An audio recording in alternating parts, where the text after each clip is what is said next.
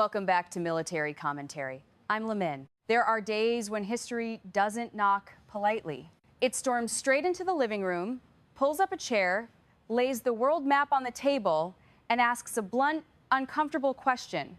Are you ready to respond? When the ice in the north is being put on the bargaining table and the fire in the south has been smoldering for a long time, what we're witnessing is no longer scattered headlines. It is a major chessboard being pushed toward a decisive endgame. Some people only see an American president who likes shock tactics. Others only see a few noisy lines on social media. But some understand that behind those sarcastic laughs is the very real smell of gunpowder. And if, in the past few days, you've had the feeling that the Earth is spinning faster than usual, congratulations, you are not alone. Global geopolitics is accelerating so fast that events that should have unfolded over years are now compressed into just a few short days. On one side is Greenland, an iceberg that seems useless, yet has enough weight to shake NATO. On the other side is Iran, where the darkness of an internet blackout is covering blood and cries. In the middle are threats, tariffs, carrier strike groups, and names that are spoken aloud or deliberately left unspoken. So is this the impulsiveness of one man or the cold strategy of an entire balance of power? Next, we will peel back each layer of this chess match to see who is holding the ice, who is lighting the fire, and who should truly be afraid when the board gets flipped. Look north. Trump is fixated on taking Greenland. And when you look farther north, where endless ice and snow stretch across the horizon, where it seems there is only cold wind, a gray ocean, and silent drifting glaciers, you see President Donald Trump appear. But he does not step forward with the posture of a traditional diplomatic statesman. At this moment, Trump looks like a landlord holding an invoice, glancing over the property, then casually pointing straight at Greenland and saying, "I'll take this unit." No elaborate metaphor. No layered diplomacy. Greenland, the world's largest island under Denmark's administration, was named directly, publicly, and decisively by President Trump before the global audience. And as if that still wasn't strong enough, he turned to Copenhagen with a warning that sounded both familiar and chilling. Denmark, if you don't sell, I will raise tariffs on the entire European neighborhood. Then he sealed it with a line that left many diplomats frozen.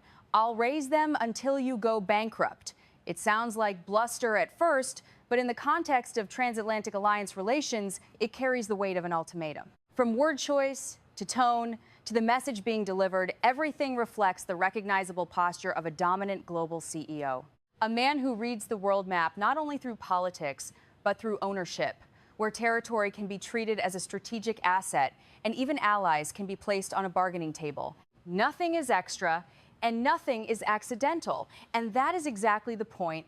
According to the hottest update, Trump has just reached an agreement with NATO and allied partners, granting the United States full authority to establish military bases and deploy the Golden Dome missile defense system, along with rights to develop rare earth resources in Greenland's icy territory. That is not a bad deal, arguably even good news. But the story does not end with Greenland. What forces deeper reflection is the reason President Trump gave when he tied this frozen island to a phrase hot enough to ignite any strategic war room, the China threat. And while such a geopolitical declaration echoes outward, global social media, usually loud about everything, big or small, has gone strangely quiet. Sometimes that silence is the most important signal, because in geopolitics, what is not said often weighs far more than what is spoken aloud. So it may happen quickly. The next step could be Trump moving to force both China and Russia to end their presence and even their casual visits to a frozen region that already has a defined military sovereignty. Now look south, where the Pentagon is ready for rapid combat. Because if you look down to the south, the picture changes completely. No ice and snow, only flames rising into the sky. Iran has been cut off from the internet nationwide for weeks at a time. In that deadly digital night, gunfire, screams, and even cold invoices for bullets spread like a plague. Information disappears, but violence does not. And when the lights go out, what remains is often the rawest instinct of conflict. Yet cruelly, many people outside are watching all of this as entertainment. They laugh, claiming that President Donald Trump, because he didn't win the Nobel Peace Prize, has started acting out like a child and picking a fight with Denmark, a country that, in their comedic imagination, contains only 2 sled dogs and a few icebergs. Or they guess, half joking, that he miscalculated how much a planned 10% tariff starting on the first day of the month would bring into the U.S. Treasury from German Volkswagens or French golden wine.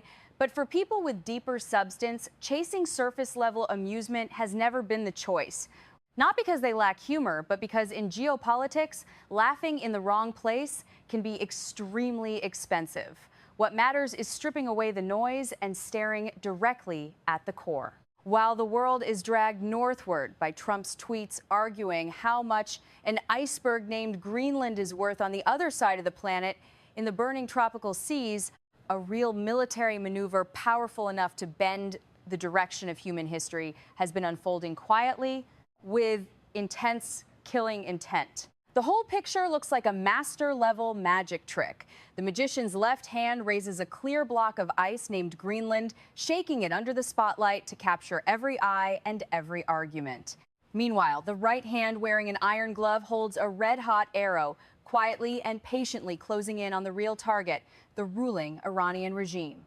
The ice in the north is only a bargaining chip on the negotiation table.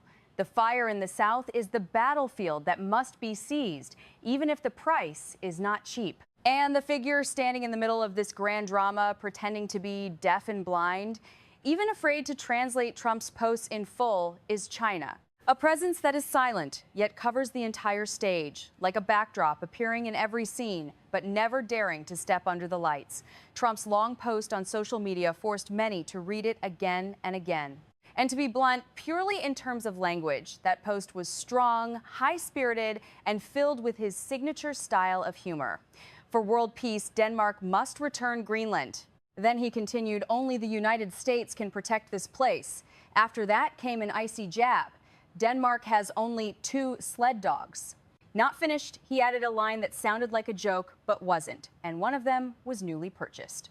But right after mocking Denmark's military capability, Trump abruptly changed tone. The laughter stopped, and the arrow became visible. He declared that starting on the first day of the month, the United States would impose a 10% tariff on goods from Denmark, Norway, Sweden, France, Germany, and the United Kingdom.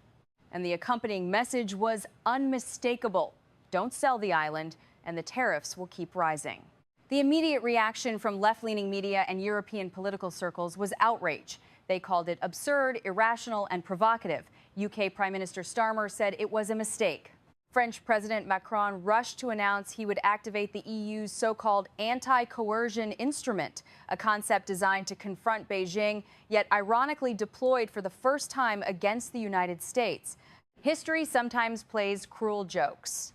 What is striking is that right after Trump launched what people called the Greenland tariffs, only 1 day later, Germany became the first country to withdraw troops from Greenland. The 8-nation coalition collapsed almost instantly, so fast that many people didn't even understand what was happening. Of course, simple explanations immediately appeared. Some said Trump was retaliating for not winning the Nobel Peace Prize, or that it was pure vanity. Some military commentators, like former Royal Navy Captain Tom Sharp, wrote that the U.S.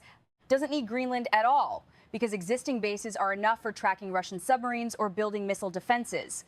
But is it really that simple? Trump may be theatrical, he may enjoy shock value, but could his entire advisory team, the hawks inside the Pentagon, also have collectively lost their minds? Absolutely not. Purely in geopolitical terms, Greenland is not merely a useless, lonely slab of frozen land sitting in the Arctic, as many people assume. On the contrary, it sits exactly on an extremely critical strategic position known as the GIUK Gap, the sea corridor connecting Greenland, Iceland, and the United Kingdom. During the Cold War, this was the Shanghai Pass of the North Atlantic. Any Soviet nuclear submarine trying to leave its base in Murmansk and reach the Atlantic directly, threatening the U.S. East Coast had to pass through this deadly gateway. No GUK passage, no Atlantic access. Today, the Soviet Union is gone, but Russia's northern fleet remains still intact and modernizing even faster than before. And what concerns Washington even more is that a new rival has stepped onto the stage, one with money and guns: China. A rival that does not need to match the U.S. ship for ship because it can move through far quieter channels. In Trump's post on social media, there is one key line important enough to be the eye of the entire text, yet deliberately ignored. He wrote, clearly, both China and Russia want Greenland. That single sentence is enough to explain why Greenland is not a real estate story. It is a story of life and death security for the United States and the international community. Yet, left-leaning media and many European leaders chose to overlook that detail. They stripped Trump's statement from its strategic context and turned him from a man concerned about Western security into an old man obsessed with money and fame, focusing only on bargaining over snow and ice, because that story is easier to sell, even if it is deeply misleading. In reality, Trump's concern about Greenland has a solid basis. Previously, Beijing expressed interest in building airports there under the banner of economic cooperation and infrastructure development. But if China gains control of Greenland or deeply penetrates it through economic channels, the Golden Dome missile defense network would face a fatal hole. In the new generation of global missile defense, Greenland is like a goalkeeper standing right on the goal line, one slip, and the net is wide open. And it does not stop there. China's ambition to seize and control Greenland's rare earth resources, if successful, would not be only an American problem. It could choke the entire West's access to strategic inputs needed for high technology, defense industries, and future energy systems. And then the price would no longer be counted only in money, but in long-term dependence. So the question becomes, is it worth risking confrontation with Britain and France, even accepting the danger of NATO fractures, just for Greenland?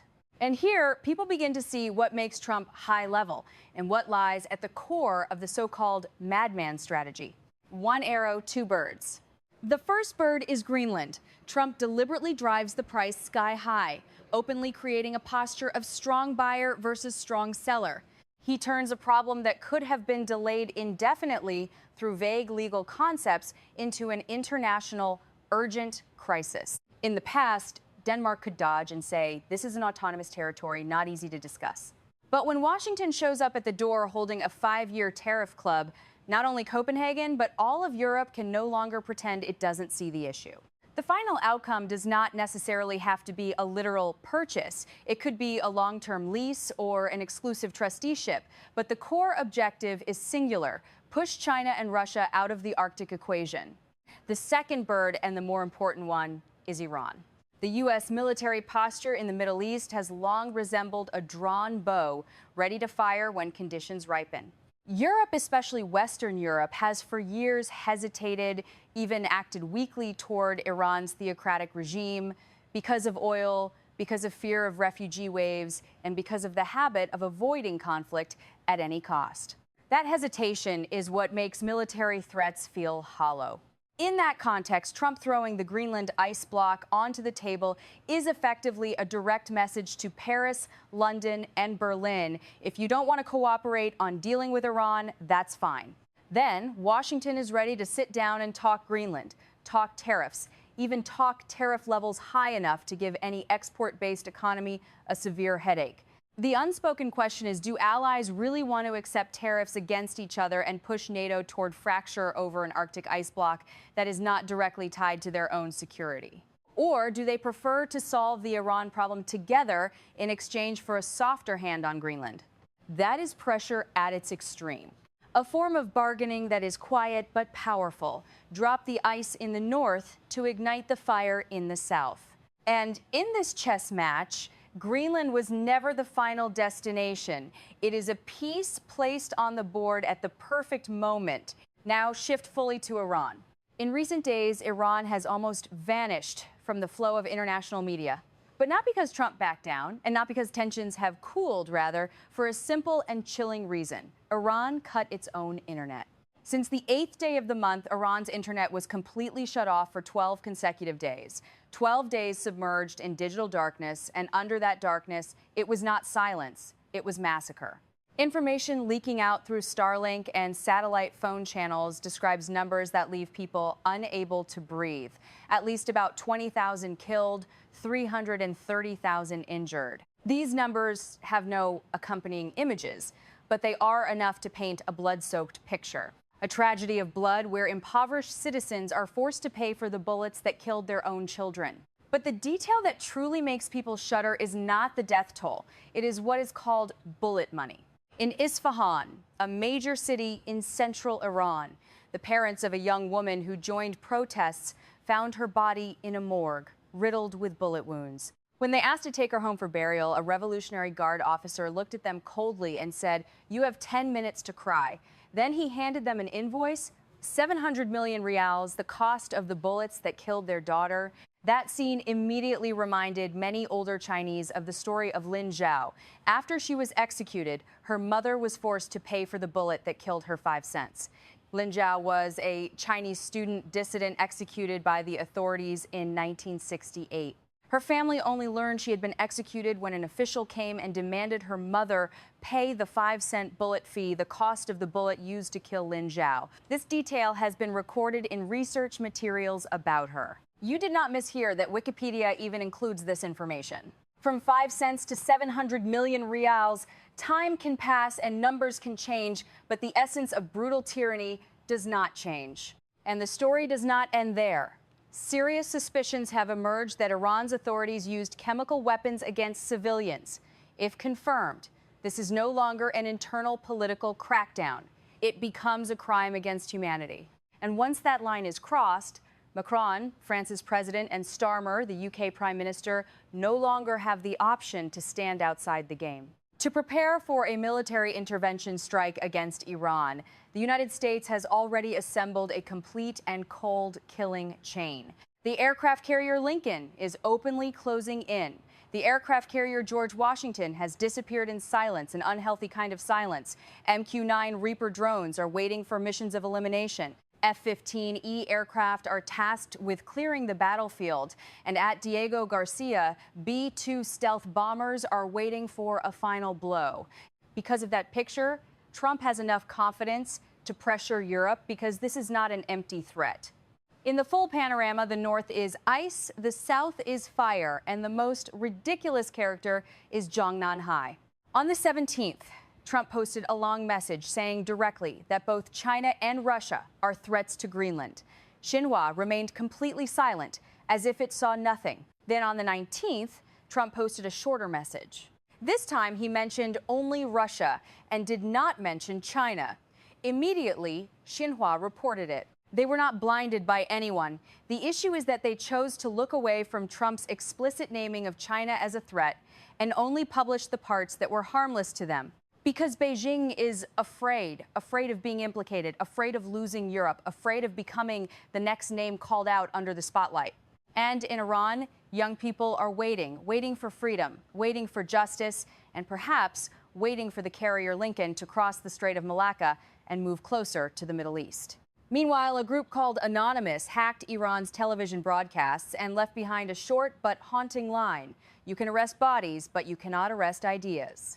History always repeats, only in forms that grow increasingly cruel. And if we had to compress today's entire story into one image, it would be a freezing chessboard in the north and a blazing battlefield in the south. Greenland is not just ice. Iran is not just fire. And those social media posts that appear impulsive can sometimes be camouflaged for moves that are very sober, very deliberate, very transparent. In geopolitics, the loudest voice is not always the hottest head, and the quietest actor is often the one trembling most. The lesson is not new, but it remains true. The world does not run on emotions, and it does not run on empty talk. It runs on interests, power, and the ability to force the other side to choose under conditions that are never comfortable. When ice is brought out for bargaining, it is to restrain fire. And when fire has already erupted, every justification becomes shameless. Iran today appears as a brutal portrait of history. And within that portrait, there are those with the privilege to calculate, those forced to stay silent, and anonymous human beings who want only something simple: to live to speak and not to pay for the bullet that just tore through their child's life. Indeed, ordinary people want peace. They do not need guns and bombs. One general's victory can mean 10,000 bones turning to dust. That is how it goes. History is often written by those holding the stick of power, but its costs are most often paid by the unnamed majority. Military commentary does not promise to bring you comfort, but it always tries to bring truthful and transparent information. Because in a world that is spinning faster and faster, understanding correctly is sometimes more important than believing. Quickly and thinking carefully is always more valuable than following the crowd. Lamin, thanks you for spending your time, your attention, and your patience with the program. If you find these analyses meaningful and worth reflecting on, stay with us a little longer. Press like, subscribe like a silent nod between people who prefer to look at the world through the lens of clarity and realism. Goodbye for now. See you next time, because the world chessboard, without question, is not yet settled. Yeah.